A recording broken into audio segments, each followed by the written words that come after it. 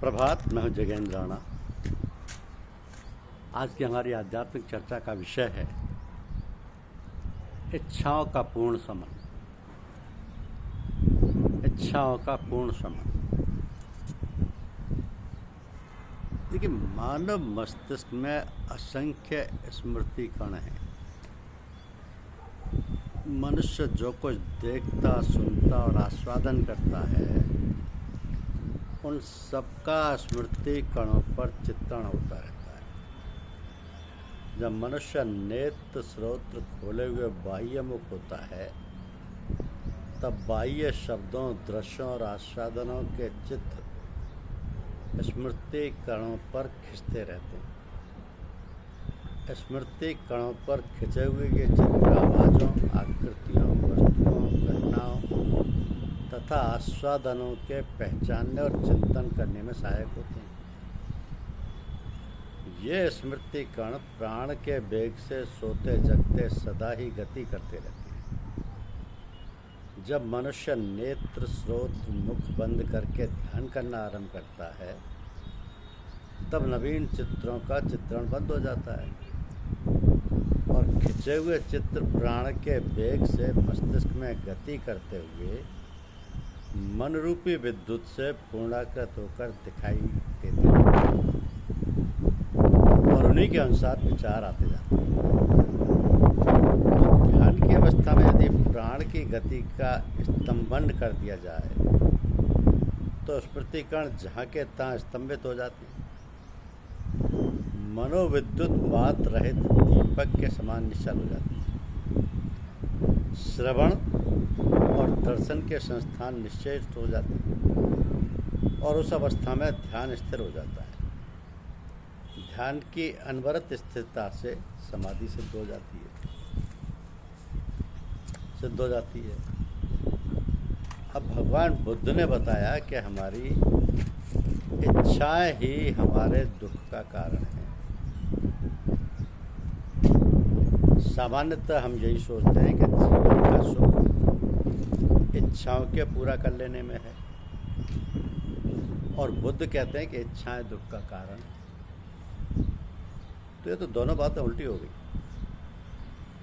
सच्चाई ये है कि दो अलग अलग मानसिक धरातलों का चिंतन है। ये दो अलग अलग मानसिक धरातलों का चिंतन है। बुद्ध एक पुरुष की जागृत चेतना का निष्कर्ष है और दूसरा सांसारिक मनुष्य की सुप्त चेतना का स्वप्न में बड़बड़ाने जैसा विचार। बुद्ध अपनी बात सिद्ध करें तो उनके तर्क हमारी समझ में नहीं आते। देर से आते या आते समय कुछ अच्छे लगते हैं, पर हम उन्हें व्यवहार में स्वीकार नहीं कर पाते। अब स्पष्ट कारण है कि हमारी सोई सोई चेतना है, वो जागृत हो जाए तो समझ में आए। हम सब तो मोह रात्रि में सोए हुए के समान हैं। महात्मा तुलसीदास जी ने यही तो चेताया था कि मोह निशा सब शोभन हारा, देखे स्वप्न अनेक प्रकार। स्वप्न देखते समय जिस प्रकार जागते रहने का भ्रम बना रहता है, वैसे ही हमारी सांसारिक बुद्धि हमें बुद्धिमान होने का भ्रम बनाए रखती है। जब तक हमारी ये भ्रांति जड़ता वाली नींद नहीं टूटेगी, तब तक हम सच्चे अर्थों में जाग नहीं पाएंगे। हमें जागने की कोशिश करनी। जागे कि भ्रम टूटा और सब द्रोहित हुए। तब जिस चेतना के स्तर पर हम पहुंचेंगे, वहीं बुद्ध के तर्क हमारी समझ में आएंगे, उससे पहले नहीं। तो उससे पहले भले ही हम बुद्ध को बात की व्याख्या कर दें, किंतु ये हमारा भागजाल होगा, अनुभव नहीं। हमें जागने में देर लगेगी और सच्ची बात अनुभव करने में और भी देर लगेगी। तब तक क्या करें? इच्छाओं के प्रति कैसा व्यवहार करें, इसकी भी चिंता छोड़कर जागे हुए महात्माओं के वचनों से प्रेरणा लें, तो सोचने समझने का मार्ग ज़रा सरल हो जाएगा। अब इच्छा क्या है? हमारा मन कभी खाली नहीं रहता, कभी खाली नहीं रहना चाहता। उसमें जो कुछ भरा रहता है वही नाना प्रकार की इच्छाएं हैं या इच्छाएं उनके मूल में। तो मन एक प्रकार से सभी प्रत्यक्ष अप्रत्यक्ष इच्छाओं का कुल बुलाता हुआ समूह है। सभी इच्छाएं सदैव अपनी अभिव्यक्ति या उसकी पूर्ति का मार्ग ढूंढती रहती हैं। सभी इच्छाएं अन्य इच्छाओं को धकेल कर आगे आना चाहती हैं, क्या छोटी इच्छाएं क्या बड़ी इच्छाएं। तो अवसर की ताक में रहने वाली इच्छाएं अवसर मिलते ही व्यक्त होने लगती हैं और अपनी पूर्ति के लिए मन और बुद्धि को तैयार करने लगती हैं। अवसर मिला और इच्छा भड़की, और अवसर मिला मन बुद्धि उसकी पूर्ति में लग गई, फिर इच्छाएं ही सर्वोपरि हो जाती हैं। तो इच्छा का वेग प्राय धैर्य धारण करना नहीं जानता, इसलिए इच्छा अपने वेग में हमारी बुद्धि और विवेक को भी बहा ले जाती है। इसमें दो ही बच पाते हैं, कमजोर व्यक्तित्व वाले इच्छा पूर्ति की हिम्मत और साधन नहीं जुटा पाते, और दूसरे सबल संयमी व्यक्तित्व वाले जो अपने विवेक को जोड़ रखते हैं और इच्छा के औचित्य अनौचित्य को समझते हैं अथवा इच्छा की निरर्थकता को जानते हैं। तो इच्छा दो वर्गों में हो सकती है, अच्छी इच्छा और बुरी इच्छा। व्यक्तियों के विचारधाराओं, समाज की मान्यताओं और समय की आवश्यकताओं आदि के अनुसार अच्छी और बुरी की अलग अलग कसौटियाँ भी हो सकती हैं। कमजोर व्यक्तित्व वाला अच्छी और बुरी किसी भी प्रकार की इच्छा पूर्ति कर पाने की हिम्मत नहीं जुटा पाता, किंतु भीतर ही भीतर इच्छा की आपूर्ति के कारण व्याकुल रहता है। उसके भीतर निरंतर एक मंथन चलता रहता है और इसलिए वह इच्छा मुक्त नहीं हो पाता। तो उसका मन दोषी और विकारग्रस्त या कुंठाग्रस्त बना रहता है। सबल और संयमी व्यक्तित्व वाला औचित्य अनुचित्य पर निर्णय लेता है और अनुचित को छोड़ देता है, उसे भूल जाता है। अब इच्छा पूर्ति की निरर्थकता का बोध हो जाने से वह इच्छा मुक्त हो जाता है। वह अपने मन को विकारग्रस्त, कुंठाग्रस्त या दोषी होने से बचा लेता है। सामान्य व्यक्ति इच्छा पूर्ति में संलग्न रहते हैं, उसे ही जीवन का सुख और उद्देश्य मान रहते हैं। वे दृढ़ अहंकार वाले मनुष्य होते हैं, इच्छा पूर्ति में ही चाहे वो इच्छा कैसी भी हो अपने अहंकार की तुष्टि और पुष्टि का अनुभव करते हैं। वे औचित्य अनौचित्य का भी अधिक विचार नहीं करते, क्योंकि इनकी इच्छा का वेग उनके विवेक को बहा ले जाता है। तो वे अपनी इच्छा पूर्ति के लिए भले बुरे का भी ख्याल नहीं करते।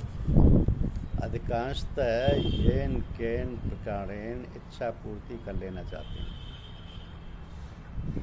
इसके लिए वे अपने शरीर और मन की सारी शक्ति को भी झोंक देते हैं।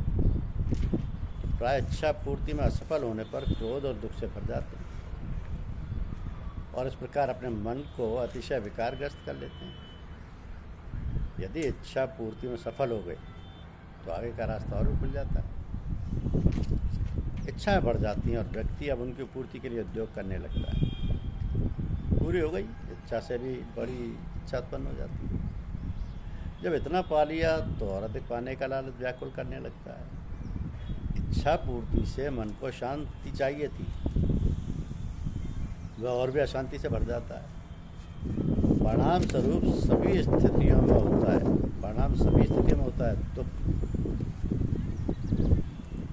सभी स्थितियों में दुखी होता है, इच्छा पूर्ति हो या ना हो। तो बुद्ध ने तो सही कहा था कि इच्छाओं का उत्पन्न होना सरोवर में उठने वाली लहरों के समान है।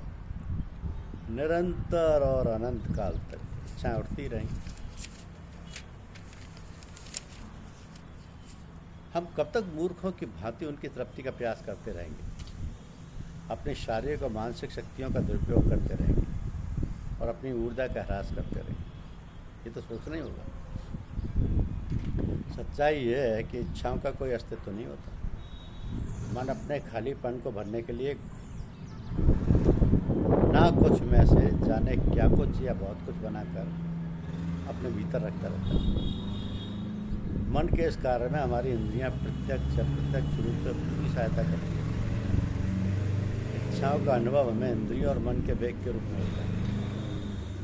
इंद्रियों के माध्यम से ही मन दौड़ता है और मन की प्रेरणा से इंद्रियां चालित होती हैं। ठीक वैसे ही जैसे रथ के घोड़े रथ और उसमें बैठे सारथी को दौड़ाते हैं और रथ का सारथी उन घोड़ों को दौड़ाता है। अब यदि ना तो सारथी घोड़ों को रोकना चाहे और ना ही उत्पादित घोड़े रोकना चाहे तो क्या होगा? कुछ ना कुछ भयंकर परिणाम निकलेगा। ये निरंतर वेग में रहना निरंतर इच्छाओं के मोह में पड़े रहना है। इच्छाएं हमारी इंद्रियों और मन का वेग है। कभी कभी ये वेग दुर्निवार हो जाता है। इच्छाएं अनंत बलवती उड़ती, इंद्रियां अपने अपने विषयों की ओर दौड़ती, मन हम अपनी बुद्धिहीन प्रेरणा से इंद्रियों को उसी ओर दौड़ने के लिए प्रेरित करता रहता है। तर्क की चाबुक मार मार कर इंद्रिय रूपी घोड़ों को उसी दिशा में दौड़ाता रहता है। कभी कभी बहुत वेग से नहीं भी तो धीमे वेग से विषय की ओर मन खिंचने लगता है। अवसर पाते ही मन और इंद्रियां एकजुट होकर विषय सुख में लीन होने लगती। विषय सुख मिलता जाता है तो इंद्रियां विषय सुख में अभ्यस्त होने लगती और फिर स्वाभाविक रूप से विषयों के प्रति हमारी आसक्ति होने लगती है। परिणामतः हम इच्छाओं के दास हो जाते हैं और दास बन जाने में तो दुख ही दुख है। इस प्रकार इच्छा का परिणाम फिर दुख ही निकलता है। तो विषय जितना भौतिक और स्थूल होते ही हमारी इंद्रिय लोलुपता सामान्यतः उतनी ही बढ़ती जाती है। वो विषय जितना ही राजस और तमस से भरा रहता है, हमारी कामना भी उतनी ही कलुषित मंडित हो जाती है। इंद्रियां उस कलवश के भोग के लिए उतनी उद्यत हो जाती है तथा मन मदान होकर भ्रष्ट हो जाता है। तो जब विषय सूक्ष्म और सात्विक होते हैं तो भी इंद्रियों और मन का वेग उस दिशा में खिंचता है और अंतत्वगता वह भी हमें संसार से बांधता है। फर्क ये रहता है कि मन की दिशा ठीक रहती है, वो भ्रष्ट नहीं होता। किंतु मनुष्य का मन तो मनुष्य का मन ही है, तो अपने अहंकार के पोषण के लिए वहाँ भी तैयार बैठा है। देखो हम भ्रष्ट नहीं हुआ, पतित नहीं हुआ, हम जिस दिशा में भागा